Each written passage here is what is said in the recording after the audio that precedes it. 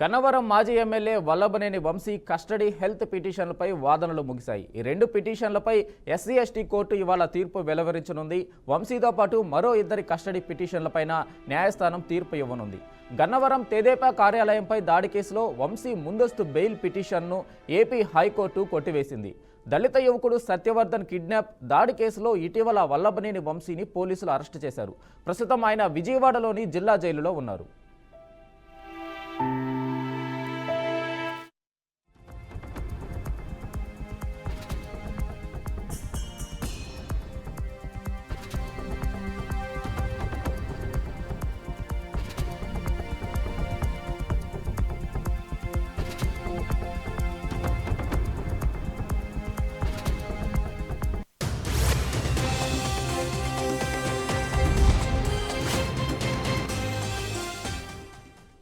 గన్నవరం మాజీ MLA Vallabhaneni Vamsi custody health పిటిషన్లపై వాదనలు ముగిశాయి.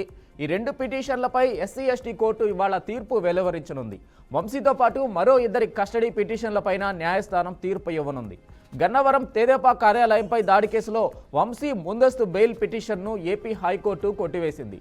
దళిత యువకుడు సత్యవర్ధన్ కిడ్నాప్ దాడి కేసులో ఇటీవల వల్లభనేని వంశీని పోలీసులు అరెస్టు చేశారు. ప్రస్తుతం ఆయన విజయవాడలోని జిల్లా జైలులో ఉన్నారు.